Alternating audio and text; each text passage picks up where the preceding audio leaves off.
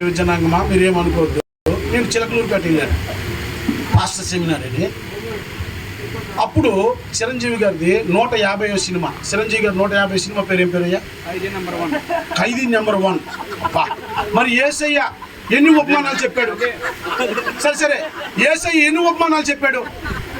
మత్తయి, mark, లోకా, యోహాను సువార్తల్లో యేసయ్య ఎన్ని ఉపమానాలు చెప్పాడు? చూసుకో. ఈ ప్రశ్నకి సాయంత్రం వరకు జవాబు వస్తే నేను నా భోజనం మానేసి వెళ్ళిపోతాను. సతీష్ గారు, సంతోష్ గారు.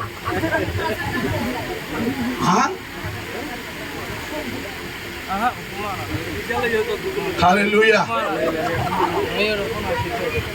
ప్రభుపై భారమెల్లా మోపుమయ్యా, కలత చెందకుమా, కాపాడు ప్రభుడొక్కడున్నాడయ్యా, కను పాపలా కాచును. 4 పాటలు నేర్చి, తబలా ఒకటి నేర్చి తీయండి. అపోస్తుల కార్యం తీయండి, అపోస్తుల కార్యం తీయండి. ఒకటి బయలుదేరిపోయాడట, సరసరలు ఆడించేస్తున్నాడు పౌలు భక్తుల కాలంలో. అపోల్లో అనేవాడు ఇతను ఎవడట? చూడండి 19వ అధ్యాయం. అపోల్లో కొరింథీలో ఉన్నప్పుడు జరిగింది ఏమనగా, అది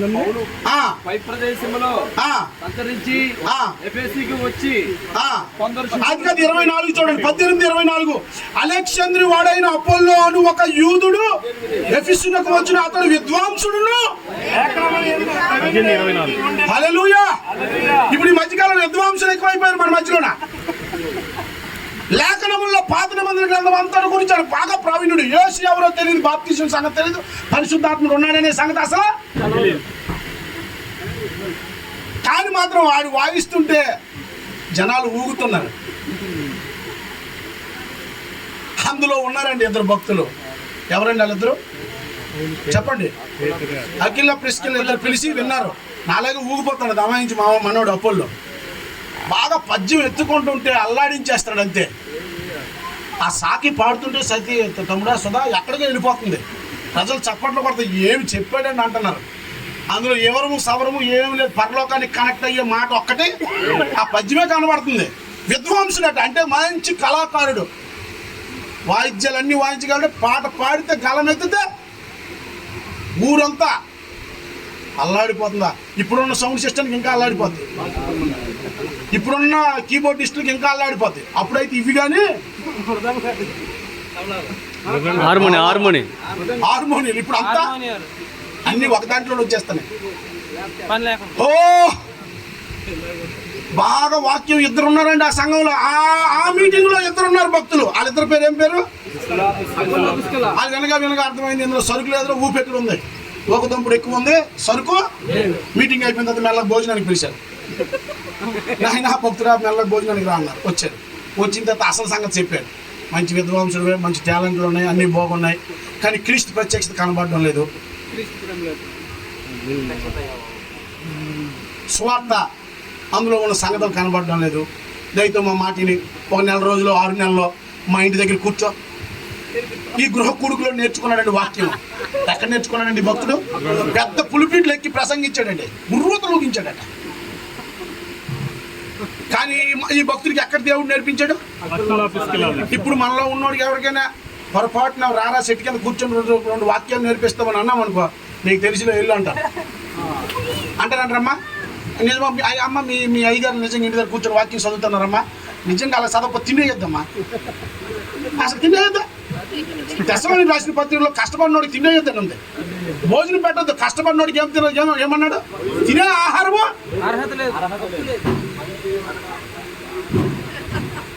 ఫుడ్ కట్. ఎవరు మోహన్ భాస్కర్ చెప్పారని చెప్పండి.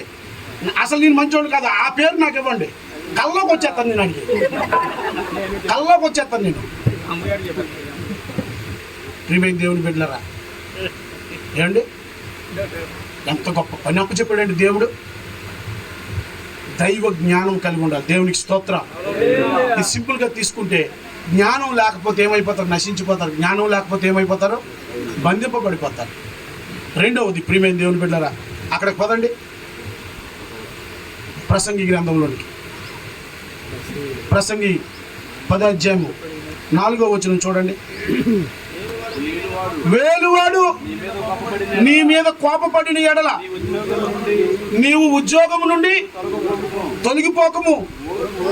ఓర్పు గొప్ప ద్రోహ కార్యములను జరగకుండా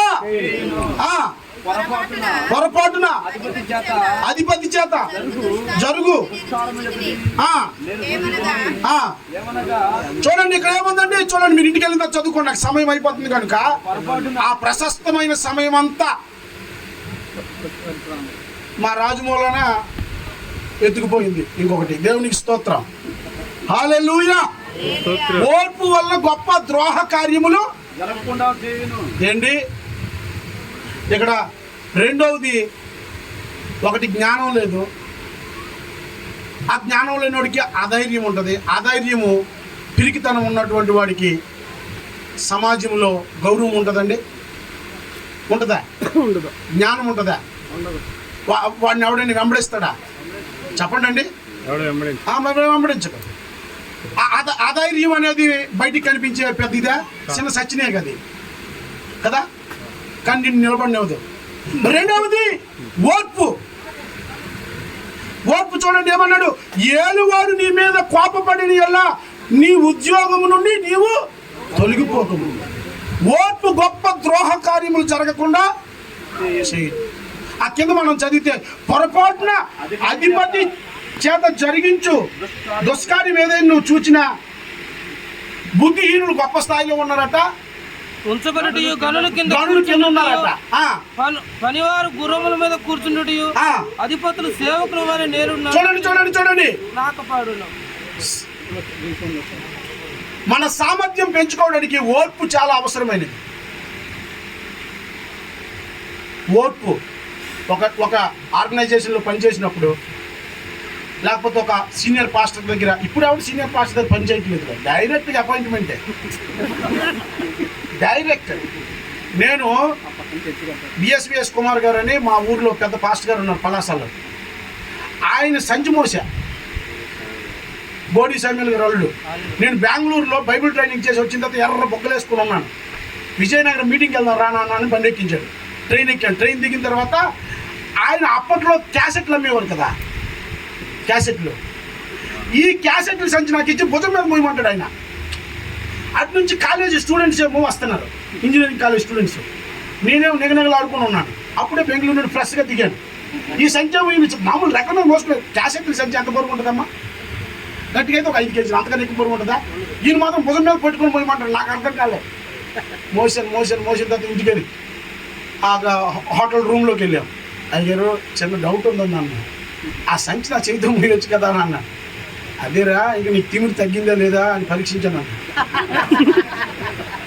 అదేరా నువ్వు ఈ మధ్యన 3 సంవత్సరాలు బైబిల్ ట్రైనింగ్కి వెళ్ళావు కదా, అంటే ఇంగ్లీష్ మాట్లాడుతున్నావు. కత్తి మీద సామృద్ధి సత్యవాస అవ్వలేదు, ఇంకా ఉందా? లోపల పులుసు ఉందా? తోమాలు పొంగు, నీ పులుసు అంతా తోమాలు రా. శాపంతో నువ్వు రుచి రావాలంటే ఏం చేయాలి? నీ శ్వాసలు పోవాలంటే తోమాలి. ట్రైనింగ్ వేర్రా, తోముడు ఇక్కడ అన్నాడు. చిన్న ఓర్పు పడితే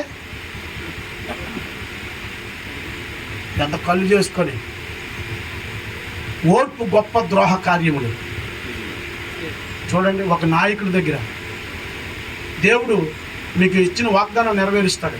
ఓర్పుతో కనిపెట్టుకోవాలి కదా. దేవునికి స్తోత్రం, హల్లెలూయా. సేవ 10 సంవత్సరాలు, 5 సంవత్సరాలు, 20 సంవత్సరాలు కొన్నిసార్లు ఫలించదండి. మోడువాడి ఉంది వ్యవసాయము, కలసిరాకుంది ఫలసాయము. మోడువాడి ఉంది వ్యవసాయము, కలసిరాకుంది ఫలసాయము. పూడి కన్నీటితో వేడుదా, ఫలింపజేసి ప్రభు యేసు క్రీస్తుని. లెమ్ము లెమ్ము లెమ్ము సోదరా, రమ్ము రమ్ము క్రీస్తు వార్త చాటగా. హల్లెలూయా. నేను దేవుడు నీకు ఏదైనా ఇచ్చే ముందు పరీక్షిస్తాడు. యోసేపుకు తన వాక్యము పరిశోధిస్తూ వచ్చిందట, పరిశీలిస్తూ వచ్చి. Test, God's word test you. నువ్వు నిలబడవా? నిలకడగా నువ్వు ఉండమని చోట ఉండవు. అక్కడ 10 మంది మీ బంధువుల్లో ఎవరో ఒకడు ఈ ఊరు నుండి ఆ ఊరు వెళ్ళిపోయి అక్కడ గనక వాడు నీకు చిన్న గది ఇచ్చి రెండు జీవాలను అక్కడ పోగేయిస్తే పిలుపు ఏర్పాటుతో సంబంధం లేదు, అక్కడికి వెళ్ళమన్నాడా వద్దన్నాడు, ఇవన్నీ అనవసరం. మూట ములు సర్దుకుని ఈ ఊరు అక్కడ ఊరు వెళ్ళిపోవడమే. మళ్ళీ అక్కడే 10 సంవత్సరాలు మళ్ళీ ఇంకొక దగ్గరికి. నిజమా కాదు చెప్పండి? సావో రేవో నువ్వు ఉండమని చోట ఉంటే, దేవుడి పని చేస్తుంటే, నువ్వు అలాగా పెద్ద కొండ అయినా సరే పొలుగు పార పట్టుకుని కొడుతుంటే ఒక రోజుకి అది పగిలిపోతాయి. చప్పటి కూడా దేవుని గొప్ప ఉద్యమము, ఒక అద్భుతంతో ఆ వంశాన్ని, ఆ ముఠాన్ని, ఆ కుటుంబాన్ని మొత్తం దేవుడు రక్షించగలడు. ఇలాంటి అద్భుతాలు ఆశ్చర్యకలు. ఓర్పు ఎక్కడుంది? ఓర్పు ప్రియమైన దేవుని బిడ్డలారా అనగా కనిపెట్టుకోవడం, ఎదురు చూడడం. ఈ ఓర్పు ఆందోళనను దూరపరుస్తుంది. ఈ ఓర్పు ఏడుపుని తొలగిస్తుంది. ఈ ఓర్పు అవసరాలన్నింటినీ తీరుస్తుంది. ఈ ఓర్పు మన బలహీనతలన్నింటినీ తీసివేస్తుంది. ఈ ఓర్పు మన తత్తరపాటుని నిరోధిస్తుంది. ఓర్పుతో దేవుణ్ణి వాగ్దానాల కొరకు, దేవుని కొరకు ఎదురు చూస్తూ ఆయన ఆరాధిస్తుంటే మన పితరులు వాగ్దాన పుత్రుని కన్నారు. దేవునికి స్తోత్రం, హల్లెలూయా. కొలస్సీయులకు రాసిన పత్రిక 1:11 ఇలాగుందండి. ఎడారిలో సెలయేరులో నుంచి నేను మాట్లాడుతున్నాను. ఓపిక ఆనందముతో కూడిన పరిపూర్ణమైన ఓర్పును దీర్ఘశాంతముతో. చూడండి కొలస్సీయులకు రాసిన పత్రిక 1:11 2వ భాగంలో ఉంటుంది, చదవండి. ఓర్పు ఆయనకు తగినట్లుగా నడుచుకొనవలెననియు ఆనందముతో కూడిన పూర్ణమైన ఓర్పును దీర్ఘశాంతమును కనపరచునట్లు ఆయన మహిమ శక్తి. చూడండి ఓర్పును ఆనందముతో నువ్వు కనపరుస్తూ దీర్ఘశాంతం గలవాడై ఉండాలట. దేవునికి స్తోత్రం. ఓర్పు ఏం చేస్తుంది తెలుసా? నన్ను సంపూర్ణుని చేస్తుంది. చూడండి ఒకసారి యాకోబు రాసిన పత్రిక వెళ్ళండి. 1:4 చూడండి, 1:3-4 చూడండి. మీకు ఎవరికైనా ఆకలిస్తే తొందరగా ముగించేద్దాం. మీరు ఇచ్చిన పర్మిషన్తో ముందుకెళ్తాను. ఇంకో పావు గంట అరగంట మాట్లాడినా ముగించిన. చెప్పండి. పరీక్ష ఓర్పును పుట్టించునని ఎరిగి మీరు నానా విధములైన సాధనలో పడినప్పుడు అది మహా ఆనందమని ఎరిగి ఎంచుకొనుడి. మీరు సంపూర్ణులను అనునాందులను ఏ విషయంలోనూ కొదువు లేని వారై ఓర్పు తన క్రియను. చూసారా? మన అపజయాలలో, మన అవమానంలో ప్రియమైనటువంటి దైవ జనాంగమా, ముఖ్యమైనటువంటి పాత్ర ఈ ఓర్పు లేని పరిస్థితి మనకు తెచ్చిపెట్టింది. తిప్పలన్నీ మాట్లాడడానికి నిదానించ మాట మీద మాటే. ఓర్పు లేదు. ఒక పెద్ద సంఘంలో ఒక పెద్ద అయిన ఒక మాట అంటే సహించలేం. భార్య ఒక మాట సలహా చెప్పినా సహించలేం. చూడండి, మనల్ని ప్రేమించేవాడు అలా కాదు నాన్న ఇలాగని ఒక మాట చెప్తే సహించలేం. అది దగ్గరికి వెళ్ళడం మానేస్తారు. సో ఆలోచించేయండి. ఈ ఓర్పు లేకపోవడం బట్టి తిప్పలు తెచ్చుకుంటున్నాం. ఎలాంటి వాటమ్మా? అక్కడ ఏం రాయబడింది ప్రసంగిలో? ఎలాంటి ద్రోహములటమ్మా? గొప్ప ద్రోహములు జరగకుండా నువ్వు ఓర్పు నేర్చుకోవాలంటే దేవుడు నీ విశ్వాసానికి పరీక్ష పెడతాడు. కొంతకాలం ఆయన పరిశోధిస్తాడు. నీకు అభిషేకించినట్టునే దావీదు రాజు అయిపోయాడా?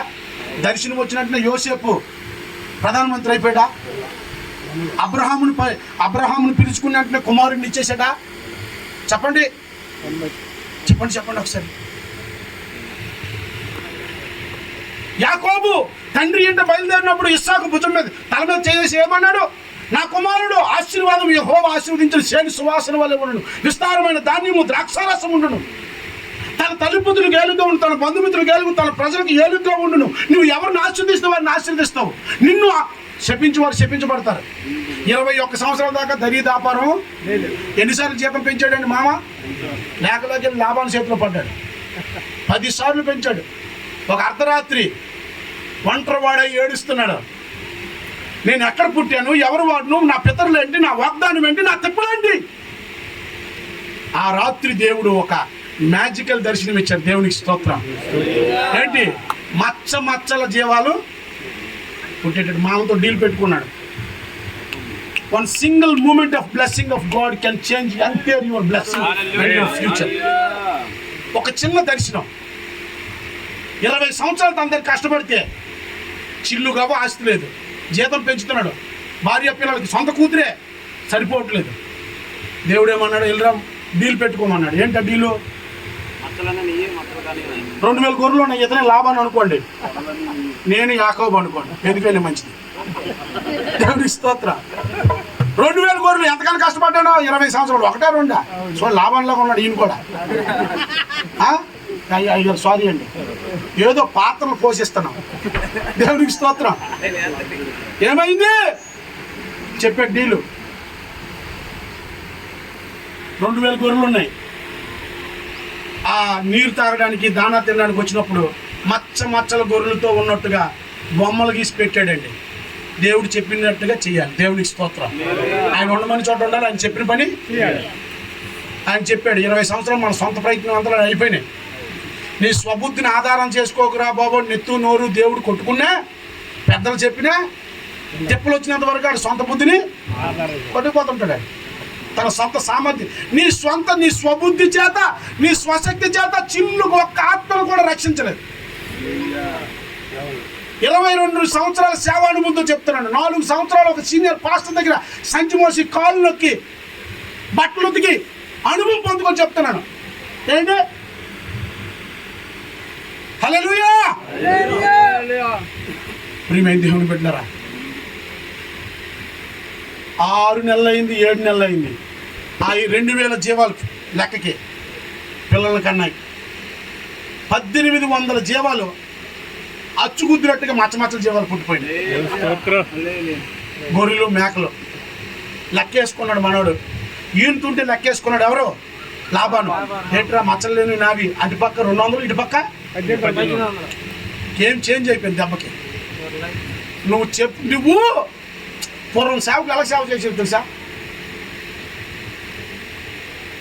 మా నాలుగులో ఒక ఖమ్మనంలో చనిపోయి ఒక శవము, ఆ చనిపోయి కాదు, ఆల్మోస్ట్ చచ్చిపోయే పరిస్థితి ఉంది, కోమాలో ఉంది. పాడి మీద తీసుకెళ్ళిపోతున్నారు. సేవకుడు ప్రార్థన చేస్తున్నాడు చర్చిలో. లేక ఇలా పాడిని ముట్టని చెప్పాడట. ఆ పాడిని ముడితే ఆమె దిగ్గులు లెగిసి బతికిపోయింది. ఖమ్మనం వాళ్ళు ఇప్పుడు బతుకుంది ఆవిడ. 77 తుఫాను పోయింది, ఏ గొడవ లేదు, ఇప్పటికీ బతుకుంది నన్ను చంపడానికి. అలాంటి అద్భుతం అక్కడ సంఘాల సేవలు స్థాపించబడ్డాయి. దేవునికి స్తోత్రం.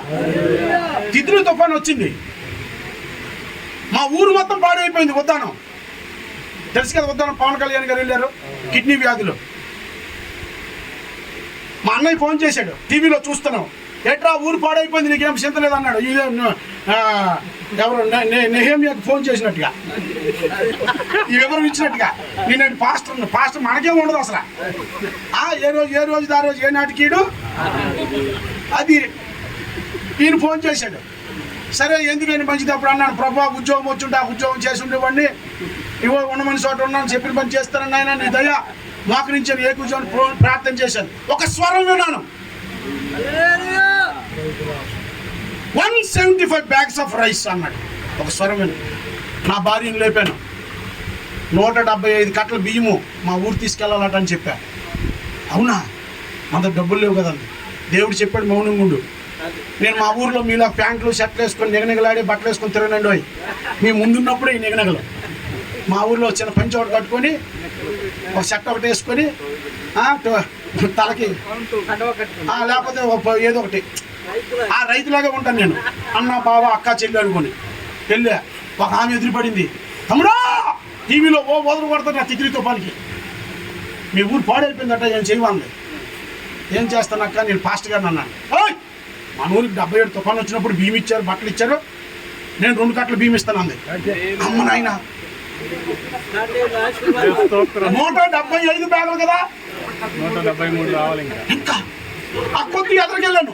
మా ఊర్లో నా మీద వీడియో విన్నా పర్లేదమ్మా. ఒక పెద్ద శత్రువు మా అత్తగారు, నేనంటే చాలా ప్రేమ చాలా ద్వేషం. ఆవిడ ఎందుకు ఎదురుపడింది, అయ్యా ఊరు పాడైపోయిందని, నేను 4 కట్టలు ఇస్తాను. అమ్మో దేవుడు దూరాడు అనుకున్నాను నేను. రావాలి. హల్లెలూయా. నా చుట్టుపక్కల ఉన్న మా సంఘానికి చెప్పాను, కమన్మూల సంఘమేశ్వర సంఘానికి. ఆ సంఘంలోనూ ఒక 30,000, ఈ సంఘంలో ఒక 30,000 పోగైపోయింది. దేవునికి స్తోత్రం. నాగాలంక మార్కెట్లో నాకు తెలిసినటువంటి కొంతమందికి మామూలుగా వెళ్తానని అక్కడ తిట్లతో పని వచ్చి మీ వంతు సహాయం చేయమని చెప్పాను. సాయంత్రానికల్లా 27 బస్తాలు బియ్యం వచ్చేసాయి. దేవునికి స్తోత్రం. నా భార్యతో చెప్పా, ఊరు పాడైపోయింది కాబట్టి ఈ మాట దేవుడే చెప్పాడు కాబట్టి ఒక 50,000 మన ఫ్యామిలీ తరపు నుంచి పెడదామన్నాను. దేవునికి స్తోత్రం. నా భార్య ఓకే అంది. ఒక దగ్గర 50,000 తీసుకున్నాను. మా అన్నయ్యలందరూ కూడా ఇండియన్ ఆర్మీలో పనిచేస్తున్నారు. ఒరే నేను ఇలా చేయాలనుకుంటున్నాను అన్నయ్యలు, మీరు ఏదంటే మేము ఒక 50,000 ఇస్తామన్నారు. దేవునికి స్తోత్రం. హల్లెలూయా. ఈ సంగతి తెలిసి మా కమన్మూల ప్రెసిడెంట్ గారు అన్నారు, అయ్యా నువ్వు ఇంత పని చేస్తే మేము చేయమని చెప్పి ఆయన కూడా మిల్లు ఉంది, కసిన బియ్యం ఇచ్చాడు. దేవునికి స్తోత్రం. హల్లెలూయా. లారీ మాట్లాడా. లారీ వాడు 25,000 అడిగాడు. ఓరి 25,000 అంటే ఈ డబ్బు అంతా ఇడికి వెళ్ళిపోయినట్టుంది. నా బొలోరో తీశాను. నా బొలోరోలో మొత్తం ఇచ్చిన బియ్యం అన్ని లోపల వేసాను. ఒక 40,000 రూపాయలు పట్టుకొని వెళ్ళి రేపల్లిలో ఆ వల్ల దుకాణం దగ్గర దోమతరలు కుట్టేటటువంటి మెస్ తీసుకున్నాను. మా సంఘంలో 4-5 టైలర్స్ ఉన్నారు. ఆ మిషన్లన్నీ చర్చి దగ్గర పెట్టాను. కొట్టండి మీరు అన్నాను. దోమతరలు ఎందుకంటే రేకులు గీకులు ఇరిగిపోయి అందరూ రోడ్డు మీద ఉన్నారు కదా. ఇప్పుడు ఇల్లు పేదోడి కోసం ఆలోచించాలి, ఉన్నోడికి ఎలాగా ఉంటుంది కదా. ఒక చూడండి, ఒక 4 గేదెలు పడుకుంటే సరిపోయినంత అంటే అర్థం ఏంటి? కనీసం ఒక సెంటు ఎంత అంటే ఒక దోమతర సెంటు అంతది. అందులోనే సామాన్లు గేమాలు అన్నీ ఉండేటట్టు. దేవునికి స్తోత్రం. మరి మీరు కుట్టండి రా బాబు, 150 దోమతరలు కుట్టించాను. పైన బొలోరోలో కట్టించాను. దివిసీమ టు శ్రీకాకుళం పలాస తిత్లీ తుఫాను బాధితులకి అని ఒక బోర్డు పెట్టా. నా బండి ఆపినోడు ఎవడు లేడుక. దేవునికి స్తోత్రం. సంఘంలో 4 కుర్రోళ్ళు వేసుకున్నాను. మీరు నమ్మండి, 20 కట్టల బియ్యము కసిన డబ్బులు పట్టుకొని పలాస చేరాను. చేరగానే హైవే రోడ్ నుండి ఒక మిల్లులోకి వెళ్ళాను. వాడు తిత్లీ తుఫాను వచ్చి నష్టం వచ్చినా ఆ బుద్ధి ఇంకా మారలే. కట్టను 1,200 అంటున్నాడు, 1,100 అంటే ఇచ్చిన బియ్యం ఏవో సన్న బియ్యం ఇవ్వాలి కదా. అలా పలాసలో ఒక మూలకు ఉన్నాడండి, కాశీబుక్ మూలకి కోమటాయన ఒక ఆయనది సగం లెగిసిపోయింది. ఈ తిత్లీ తుఫానికి రేకుల షెడ్ అంతా. సాక్ష్యం చెప్తున్నాడు, సజీవమైన సాక్ష్యం. ఈ కోమటాయనికి పలాసలో ఒక 20-30 దుకాణాలు ఉంటాయి మెయిన్ సర్కిల్లో. ఈ పిక్కల ఫ్యాక్టరీలు కూడా ఉన్నాయి, జీడి పిక్కల ఫ్యాక్టరీలు. ఆయన దగ్గరికి చిరు అని నా స్నేహితుడు తీసుకెళ్ళాడు. ఆయనతో మాట్లాడుతున్నాను, కూర్చున్నా. నేను వెళ్ళేటప్పుడు ఏం చేశాను, మా ఊర్లో సంగమేశ్వర ఎండ్రీలు దొరుకుతాయి. ఎండ్రీలు కూడా ఒక 20 కేజీలు తీసుకెళ్ళాను. అందులో ఒక గిన్నె రైలు ముందు ఆ టేబుల్ మీద పెట్టా. నాయన నువ్వు కోటీశ్వరుడు అయినా ఇప్పుడు తిత్లీ తుఫాను బాధ్యుడివే కనుక నేను నీకు డబ్బు ఇవ్వలేను, ధనం ఇవ్వలేను. ఇదిగో ఈ గిన్నె ఎండ్రీలు తీసుకో పెట్టా. ఆ కళ్ళు సమర్చిపోయినాయి. ఇదేంట్రా, నేను నష్టపోయానని ప్రభుత్వం గుర్తించలేదు, ప్రజలు గుర్తించలేదు, మంచి పని అయింది పెంటోడికి అన్నారు. నన్ను ప్రేమించావా అన్నాడు. మా ఆవిడికి నేను చాలా ఇష్టం అన్నాడు. అమ్మ నాయన బాగా దొరికాడు అనుకున్నాను. హల్లెలూయా. బాబాయ్ నేను కోటీశ్వరుడు కావాలన్నా ఏదో ఊరు చెడిపోయిందని అక్కడక్కడ పోగేసుకొని ఒక 2 లక్షలు తెచ్చాను. నాన్న నా గురించి ఆలోచన చెయ్యి, నేనేం చేయాలన్నాడు. నాకు మా ఊర్లో ఒక 450 రేషన్ కార్డులు ఉన్నాయి. కార్డుకు ఒక కట్ట బియ్యం ఇవ్వాలంటే నాకు బలం లేదు. దేవుడు చెప్పాడు 175. ఆ స్వరం విన్నాను నేను. ఈ సంగతులన్నీ అతను చెప్పకుండా బియ్యం ఏమైనా ఉన్నాయన్నాను. బాబా ఈ మొత్తం ఈ షెడ్ అంతా ఎగిరిపోయింది కానీ ఆ మూలలో ఒక రూమ్ ఉండిపోయింది. అందులో కరెక్ట్గా 175 కట్టలే ఉన్నాయన్నాడు. సీసీ బియ్యము 175 కట్టలు ఉన్నాయన్నాడు. ఆ దేవా నువ్వు ఉన్నావు నాయన. హల్లెలూయా. చూపించాడు. తడవలేదు, ఏం లేదు, బాగున్నాయి. మరి ఎంత నాన్న అన్నాను. ఇది నేను బయటకు అమ్మితే 1,050 రూపాయలు.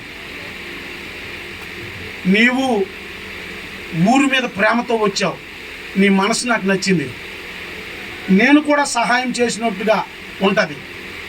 పాస్టర్ గారు 850కి ఎక్కించుకెళ్ళిపోండి అన్నాడు. హల్లెలూయా. 850 ఇంటూ 175 నొక్కా. చిల్లర మల్లర మళ్ళీ 3,000 రూపాయలు కొరత వస్తుంది. అంత డబ్బులు లేవు. 8:30 ఫైనల్ అన్నాను. సచిన్ వచ్చిందే కట్నం, నువ్వు అడిగి ఇచ్చేసాను బాబా, తీసుకెళ్ళిపో అన్నాడు. లోడ్ చేసాను ట్రాక్టర్. ఈ ట్రాక్టర్ మా ఊరు తీసుకెళ్ళడానికి డబ్బులు లేవు. నా బొలోరోకి రాను పోను 14,000 రూపాయలు టోల్ గేట్కి కానీ డీజిల్కి సరిపెట్టేట్టు ముందే డ్రైవర్కి పెట్టా. ఎందుకంటే మన చేతులు ఉంటే ఉండవు అసలు. ఇచ్చాను బాబు, నన్ను తిరిగి మన సంఘం తీసుకెళ్ళాలని. దివిసీమ సజీవమైన సాక్ష్యం. 1 word of God can make a big miracle. హల్లెలూయా. ఈ దివిసీమలో అనుకున్నారు పాస్టర్ గారికి వెస్టర్న్ యూనియన్ ఏదో ట్రాన్స్ఫర్ అయిపోతుంది అనుకున్నాడు. ఇదిగో స్టీఫెన్ పాస్టర్ గారు ఇక్కడ ఉన్నాడు, ఆ రవి పాస్టర్ గారు ఇక్కడ ఉన్నాడు, క్రిస్దాస్ గారు ఇక్కడ. ఏదో వచ్చేస్తాం దీనికి అనుకున్నారు. ఏదో రాదునైనా నువ్వు మోకరించి ప్రార్థన చేస్తే నిజముగా మొర్రపెట్టి వారి ప్రార్థన దేవుడు హల్లెలూయా. ఆయన సన్నిధికి నీ ప్రార్థన వెళ్ళడం కాదు, ఆయన చెవిలో నీ ప్రార్థన పడాలి. హల్లెలూయా. నాతో వచ్చినటువంటి పెద్ద మనిషి ఏం చేశాడు తెలుసా? ఈ ట్రాక్టర్ డబ్బులు కట్టాడు. ఊరెళ్ళాం, మూటలు దించాం. మరి ఇదంతా పేపర్కి ఎక్కాలి కదా, నేను రిటర్న్ రావాలంటే అక్కడ ఉన్నటువంటి నాయకులకి 2-3 పిలిచా, రండి బాబు అని. వాళ్ళతో ఫోటోలు దిగా. ఊరు మొత్తానికి ఏమండి 12 కేజీలు ఒక రేషన్ కార్డుకి.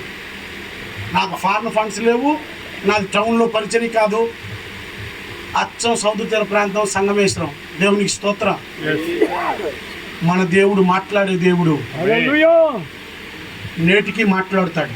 ఆయన ఉండమని చోట ఉండాలి, ఆయన చెప్పిన పని ఓర్పు ఉండాలి. నువ్వు కనిపెడుతుంటే, ఎదురు చూస్తుంటే నీకు దేవుడు ఇచ్చిన వాగ్దానాలన్నీ నెరవేర్చబడతాయి. ఒక పాస్టర్ గారు ఉన్నారు, మీకు తెలుసా? మీకు చెప్తాను, జాగ్రత్తగా వినండి. లాస్ట్ మాట ముగించేస్తాను. చాలా విషయాలు ఉన్నాయి, 14 విషయాల్లో 2 సంగతులు ముట్టాను. హల్లెలూయా. మిగతా 12 సంగతులు వినాలంటే సంగమేశ్వరం కమ్మనమూలు మీరు వచ్చి నా తలుపు తట్టండి. ఇక్కడ ఉన్నప్పుడు ఎంత హుషారుగా వాక్యం చెప్పానో, నువ్వు ఒక్కడైనా నీకు అంత చెప్పి 1000 రూపాయలు కానుకిస్తాను. దేవునికి స్తోత్రం. హల్లెలూయా. Any time. హల్లెలూయా. భీమవరంలో ఒక పాస్టర్ గారు ఉన్నారు, చూసారు, కొట్టుకుంటారు, దేవదాసయ్య గారు, మన్నా చర్చ్ పాస్టర్ గారు. ఆయనకి ఇచ్చి నేను 18-19 సంవత్సరాల వయసులో ఉన్నప్పుడు కాలు నొక్కుతూ పరిచయం చేస్తున్నాను. మా చర్చికి ఆయన పాస్టర్ గారుగా వాక్యం చెప్పడానికి వచ్చాడు. సార్, నేను సేవలో సక్సెస్ అవ్వాలంటే ఏం చేయాలి సార్ అని అడిగాను. కాలు నొక్కుతూ, ఓరే మోహన్ రావు, టిప్పులు ఇచ్చిన వాళ్ళు చుట్టూ తిరుగుతున్నంత కాలం నువ్వు ఎదగోరా, లిఫ్ట్ ఇచ్చే ఏసై వైపు చూడరా అన్నాడు. అర్థమైందా? అది అర్థం కాక కొంతమంది అందుకు ఇలా చూస్తున్నారు. నేను చెప్పాలి, ఇప్పుడు టిప్పులు ఇచ్చిన వాడు 100కి 50కి 200కి 300కి తిరక్కండి బాబు, మీకు దండ పెడతాను.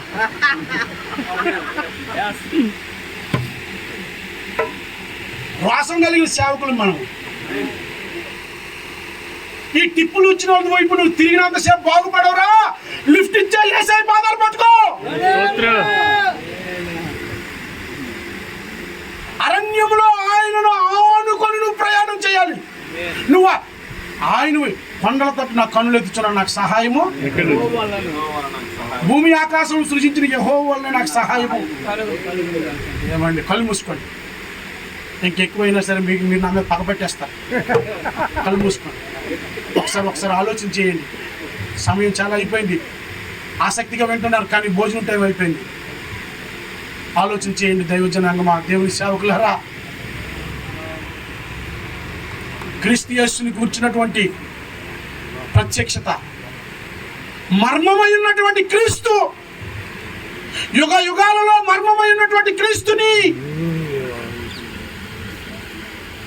పేతురు రాసిన 1వ పత్రిక 2వ పత్రికలో పేతురు గారు రక్షణ నుండి రాకడ వరకు విశ్వాసికి కావాల్సినటువంటి అంశాలన్నీ రాసి చివరికి పౌలు భక్తుడికి అటాచ్ చేసి వదిలేస్తాడు. ఇదిగో అపోస్తుడైన పౌలు రాసిన మాటలు మీరు నేర్చుకోండి.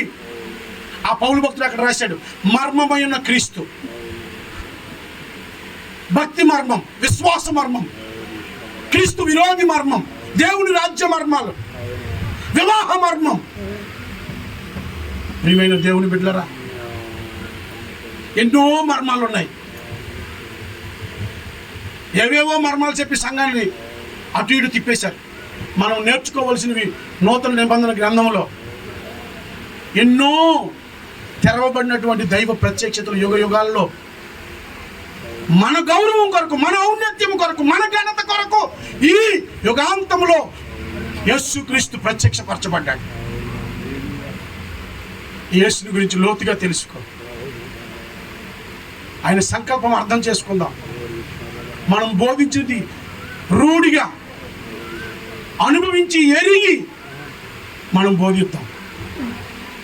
ఓర్పుతో ఏ కుటుంబమైన, ఏ వ్యవస్థ అయినా, ఏ వ్యక్తి అయినా కన్సిస్టెన్సీ లేకుండా, నిలకడ లేకుండా ఏది సాధించలేదు. ఓర్పుతో మనము, అందుకే ఈ పరుగు పందెంలో ఓర్పుతో పరుగెత్తమన్నాడు. ఈ మాటలు దేవుడు దీవించును గాక. ఆమేన్.